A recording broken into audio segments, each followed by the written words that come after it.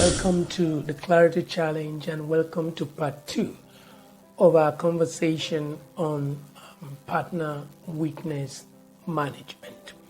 We're dealing with partner weaknesses, and then progressively we got to the point where we said it is so important that we are able to compartmentalize the behaviors of our partners so that we are able to define whether or not what they're dealing with or what they're exhibiting is a mistake, or whether it is a weakness, or whether it is a wrongdoing. This compartmentalization or categorization or recognition is so profound because it will define how these behaviors, how we respond to them, or how we manage them, or how we deal with them. They're so important. The reasons are simple. If it is a mistake, you cannot treat it, respond to it, handle it like it is a weakness. And if it is a weakness, then you can't deal with it like it's a wrongdoing. No, you can't do that. The way you respond to your partner's behavior should be defined by what that behavior is, what that thing they're exhibiting. You have to understand what it is, otherwise you will misfire. You have to understand what it is, otherwise you handle it wrongly. And once you handle it wrongly, you're going to mess things up. Somebody cannot be exhibiting a weakness and you are responding to them like they made a mistake. No, you can't do that, because mistakes can be corrected. But you can't do the same of a weakness. No, you can't do the same of a weakness. You can't arrest somebody for a weakness like you will arrest somebody for wrongdoing. So our ability to really take the time to identify, to recognize the law of recognition, what it is that our partners are manifesting, is so indispensably critical to have been able to forge ahead with the relationship. It doesn't matter whether you're already in a marriage or whether you're just dating. You have to do proper partner weakness identification to be able to decide the most appropriate way to relate with, to respond to provide care and help for your partner. So today we are focusing, while the entire body of this discussion, this conversation borders on partner weakness management, we cannot go into partner weakness management until first of all there is a partner weakness recognition or identification. And so today we are focusing on partner weakness identification. It's so important. Now, Karen Honey made a statement, and I would like to quote him. He said, neurotic girls cannot love a weak man because of their contempt for any weaknesses. Neurotic girls cannot love a weak man because of their contempt for any weaknesses.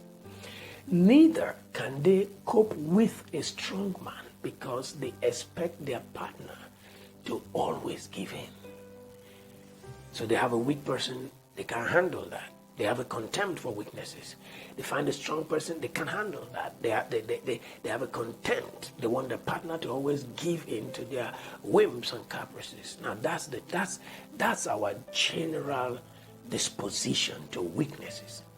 But the problem or the truth about weaknesses is that all mortals make mistakes.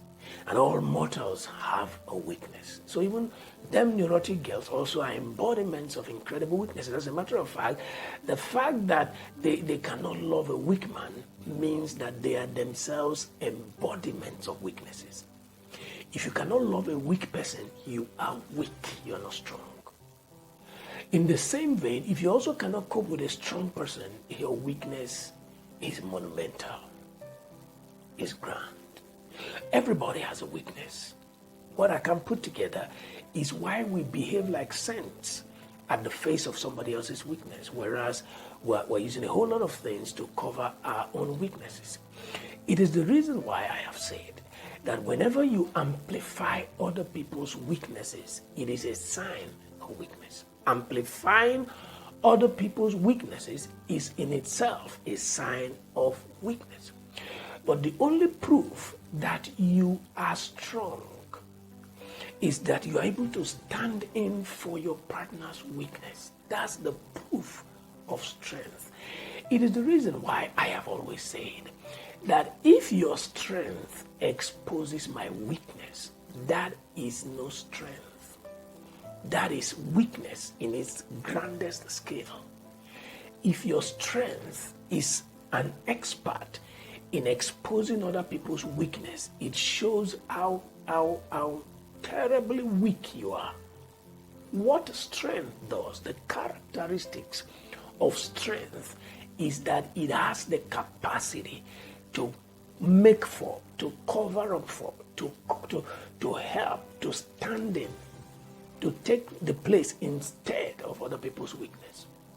That's the proof of strength. No wonder the Bible says concerning God, God said, "For my strength is made perfect in your weakness." Your strength, if you have any, is only proven when it is face to face with other people's weaknesses. Your strength, the proof of your strength, is revealed in other people's weaknesses. It becomes perfect. Your strength becomes complete. Your strength is able to express itself, fulfill its ministry and purpose by the role that it is able to play at the face of your partner's weakness. This is so profound. This must get into our subconscious, and it will change the narrative about how we relate with our partners. Listen, when your partner's weakness is identified, what you do is to position yourself strategically to cover and protect your partner in the area of their weakness. How? By always standing in, by always presenting yourself. When you do this, what that does is that your own strength is like putting gold in fire. The beauty of your strength becomes revealed, becomes manifest, and your weak partner is better and stronger for it. This is profound. It is the reason why when your partner does not cover the weakness of, when your strength does not cover the weakness of your partner, then that strength is uselessly useless. Therefore, fighting a partner's obvious weakness in itself is counterproductive. If it is obvious, if it is evident, if it is proven that your partner is weak in a given area, and all you do is amplify it, is shout it on the mountains, is to let everybody know that they're weak, they're incapable, that they're irrelevant. I'll never forget the story I was told. I was sharing in a men's conference in London, and then this other speaker shared a story, and it was terrible. He said that this couple were engaged in some kind of altercations, and then just having some mild conversation, kind of, not even an altercation, as it were. And this lady said to her husband, "We've been married for 27 years. And the only thing that is in this house, because of you, because I've been married to you, the only thing in this house, because of you, is this refrigerator. The only thing." Wow. That reduced the man to nothing. That derobed the man. It messed him up. For 3 weeks, he was shocked to his feet.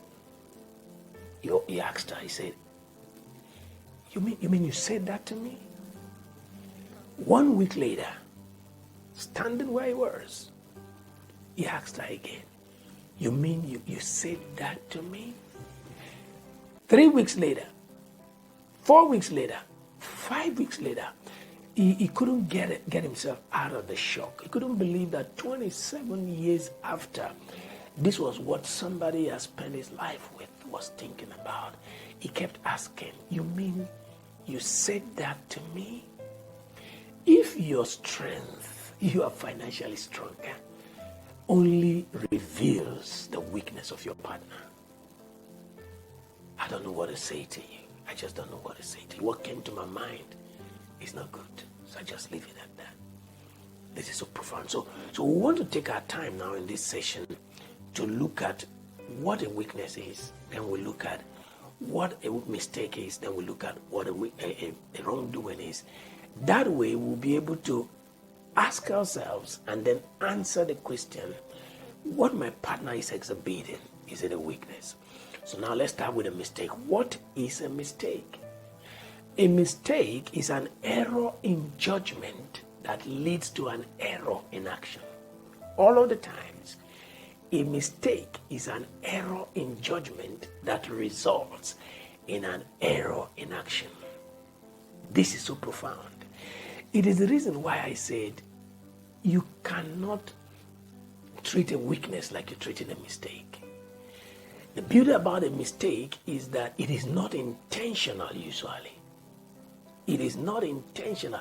So you were standing there. I didn't see you. I didn't know you were standing there when I poured out a cup of water and it splashed on you. And you screamed and I'm like, oh, I'm sorry. I didn't know you were standing there. It's not intentional. It's a mistake. It's an error in judgment. It led to an error in action.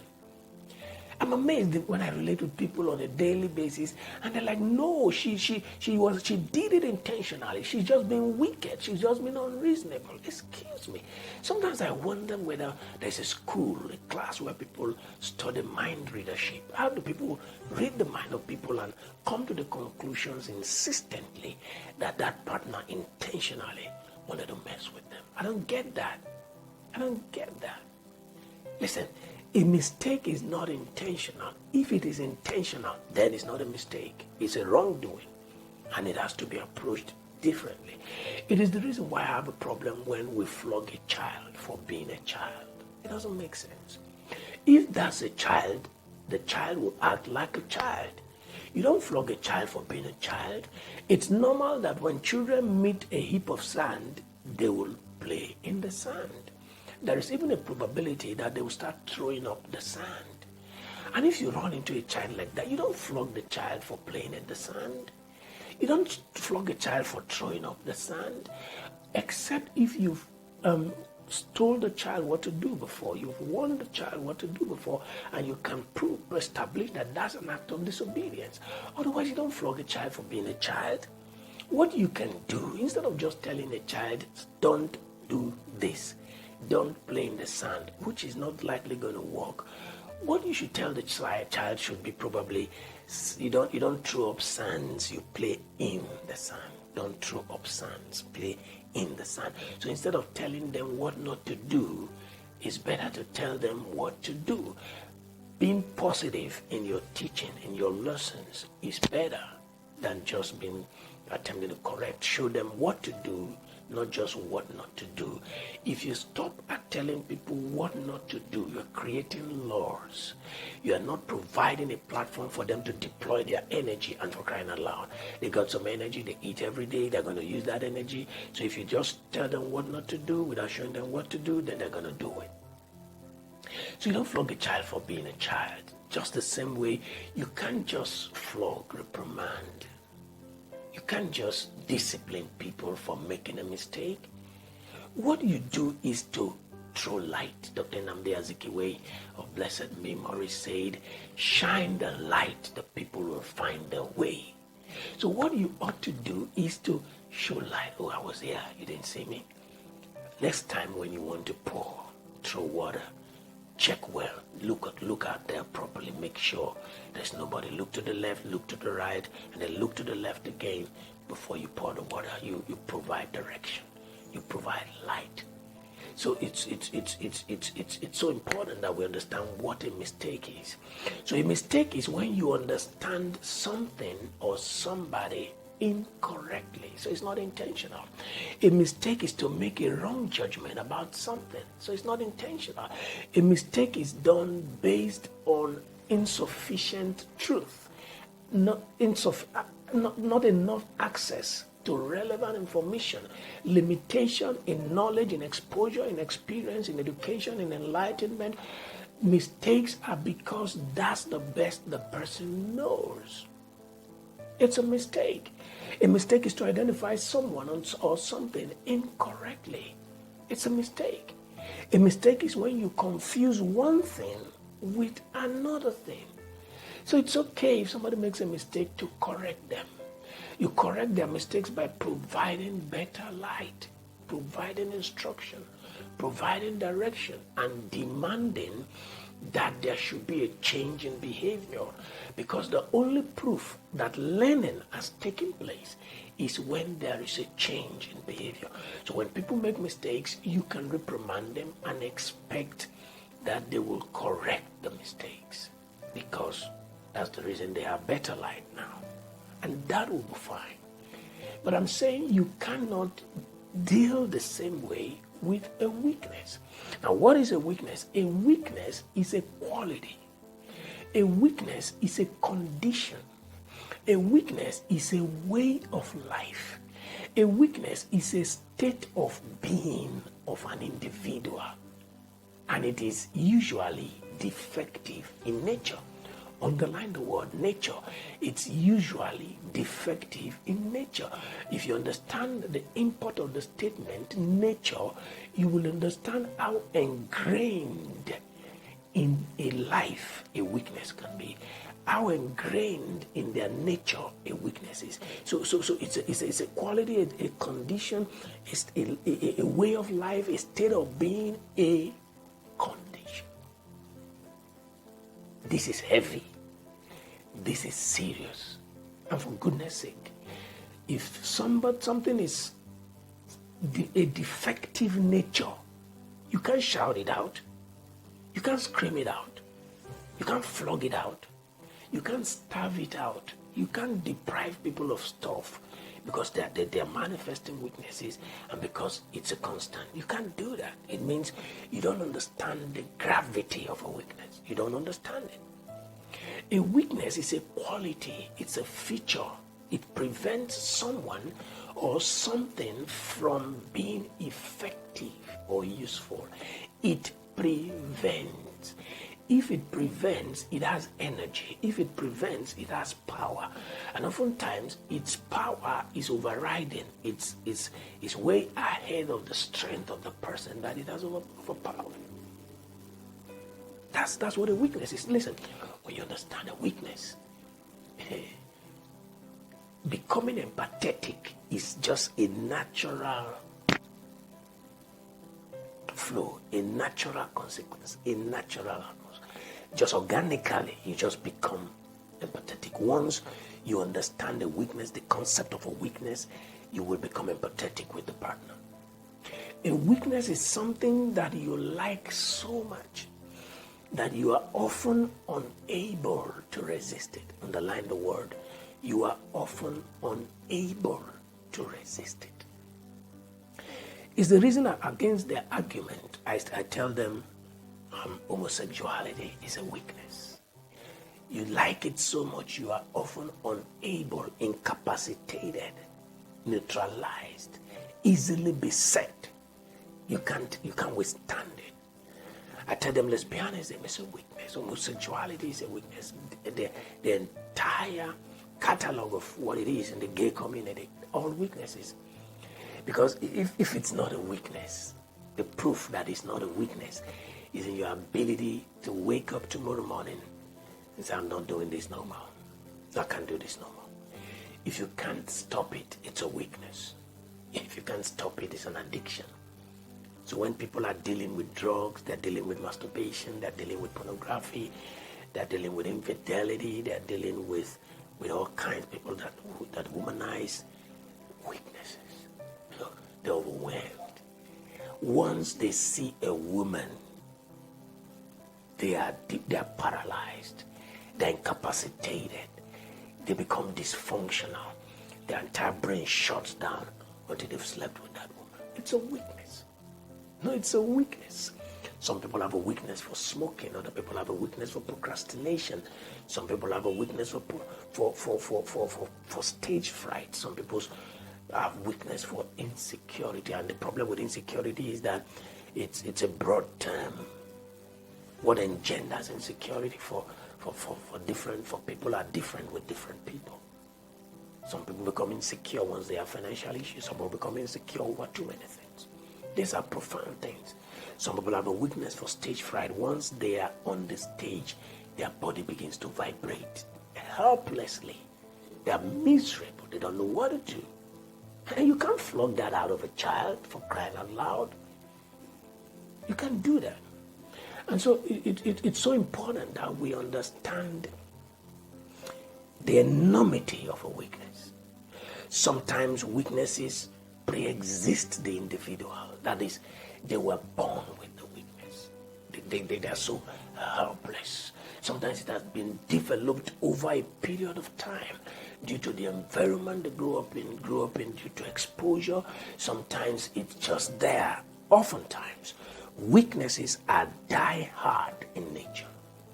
People are so helpful. I tell people as I take them through therapy with behavior and behavioral change requirements, I tell people you don't expect to develop an addiction, an attitude, a lifestyle in 10 years and expect to deal and overcome it in 10 hours. It's not realistic. You took time through practice.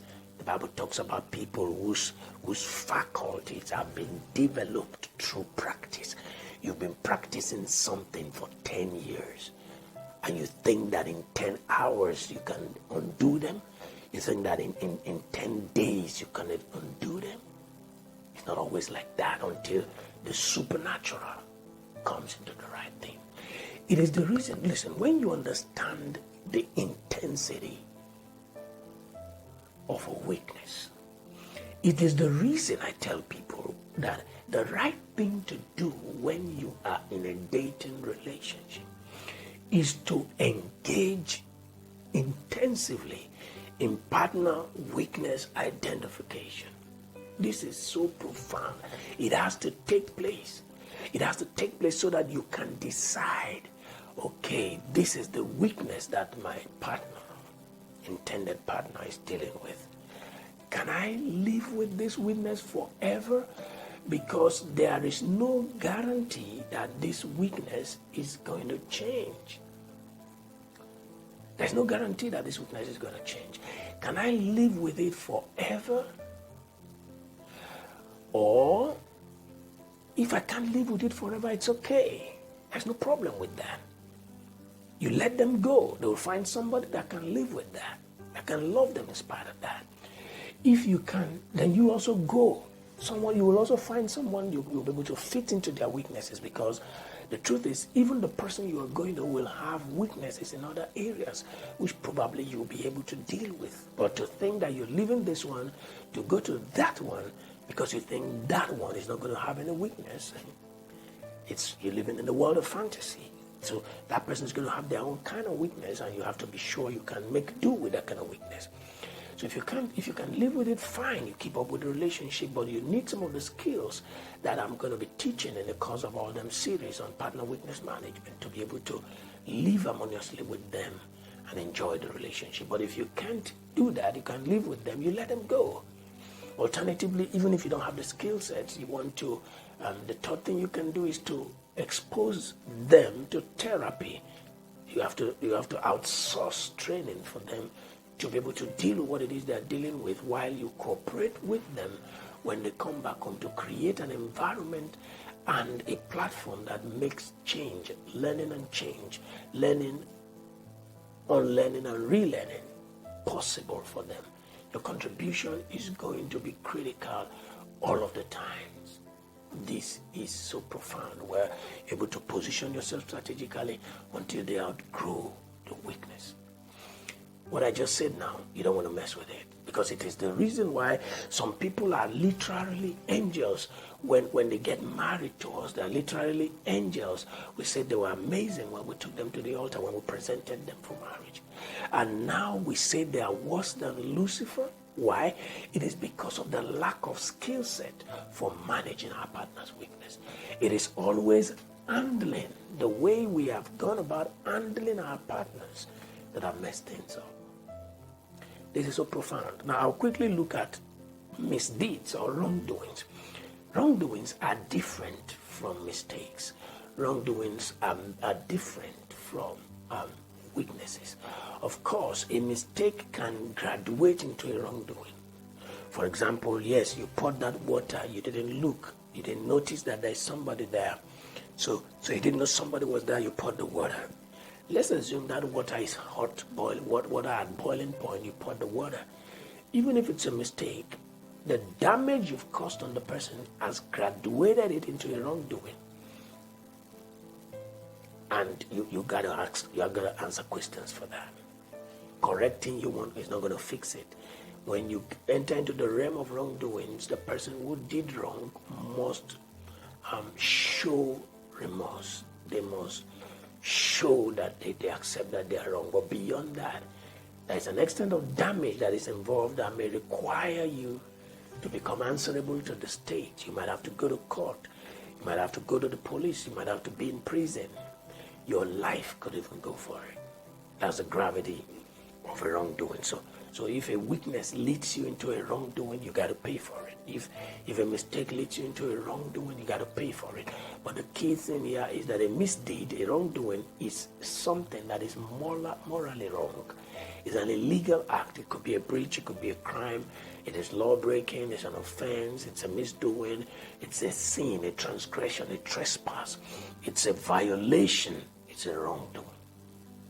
So there is a sense in which there's where you place infidelity, for example, and it becomes a mistake. That's why you place infidelity and it becomes wrongdoing. That's why you place infidelity and it becomes a weakness. But when infidelity graduates into a wrongdoing, you probably are going to answer for something. Because let's say your infidelity leads you and then you go to get involved with somebody else's wife, and then you might not like what is going to come out of it. This is so profound. So there is a sense in which adultery and other moral failures cannot be a mistake. They could be products of a weakness, but they cannot be a mistake. Just like I said, a mistake can graduate into a wrongdoing, but they have passed the level of just being a mistake because they have become a mistake or a weakness taken too far.